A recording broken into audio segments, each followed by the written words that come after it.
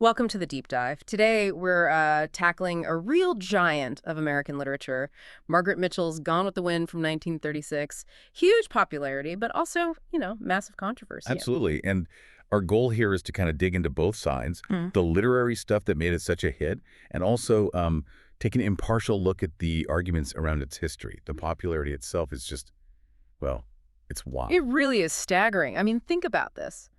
Top fiction bestseller in the U.S. for 36 and 37. Right. And get this, a 2014 poll, so not that long ago, found it was Americans' second favorite book, just right after the Bible. Wow. Just behind the Bible. Yeah.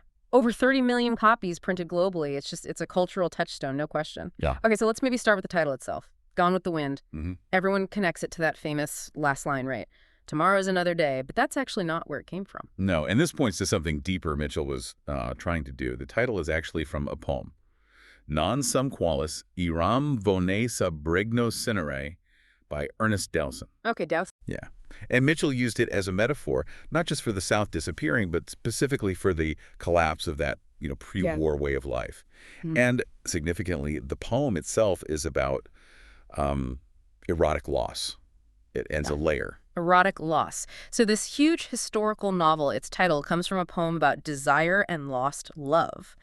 That kind of shifts the focus, doesn't it? It makes it feel more intimate, maybe. I think so. And Mitchell herself, she was pretty clear about the main theme. She said it was survival. Survival, right. Specifically about people who had what she called gumption during chaos. Gumption. And you see that playing out in the structure, right? It's a Bildungsroman. We're watching Scarlett O'Hara grow up, basically. Exactly. From 16 to 28 through the Civil War and Reconstruction, so roughly 1861 to 1873, we see her completely change. And what's so interesting is how she survives. It's almost like her success comes from, well, failing at being a traditional Southern belle. Her shrewdness, her willingness to deceive, to manipulate, those are the things that let her save Torah. They're the total opposite of someone like Melanie Wilkes, who embodies that older, self-sacrificing ideal. And Melanie, well, she struggles in that new world, doesn't she? Well, Scarlett, using these bad traits, actually thrives. It connects to how Mitchell seems to critique the men, too. Ashley Wilkes, Scarlett's big obsession, and her husbands, they kind of represent the weakness or impotence of the white South after the war.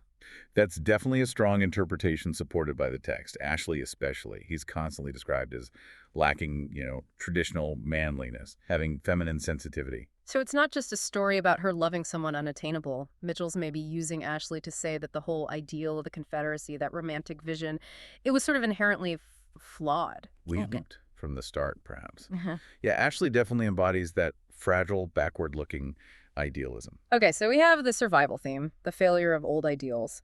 But then there's a huge shadow over the book, the history part, the reason it's still so debated. The legacy. It gets classified as anti-Tom literature, which is, well, it's a term for works that pushed back against Uncle Tom's Cabin by promoting the lost cause view, romanticizing the pre-war South. And central to that is the portrayal of African Americans.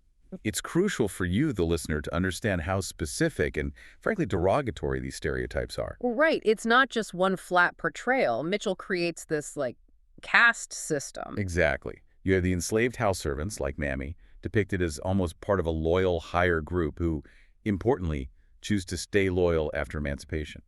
Reinforcing that myth of the happy, devoted slave. But then the formerly enslaved field workers, they're described very differently. Very differently. Dehumanizing language, descriptions like acting like monkeys or small children, having small intelligence. It's stark. Mitchell seems to use these two distinct categories to really shore up that lost cause narrative. And yet, despite all this criticism, which isn't new, and even attempts to ban it, I think it was pulled from classrooms in Anaheim back in '78. That's right, yeah. Despite that, it won the Pulitzer Prize for Fiction in 1937, a major literary award. Which just highlights that massive contradiction, doesn't it? This huge award-winning success story that is also deeply, deeply problematic in its historical framing. It's got this powerful dual legacy. So summing up, it's a book that's still unavoidable, really. A reference point for Southern writers, black and white, who grapple with the version of history it helped cement worldwide. Which brings us to a final thought for you to maybe chew on.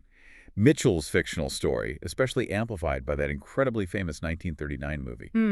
The film is almost bigger than the book for many people. Right. It basically became the world's image of Atlanta and maybe the entire Old South.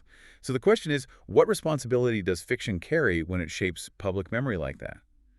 When a novel helps turn a specific, mythologized viewpoint into what feels like accepted history for millions.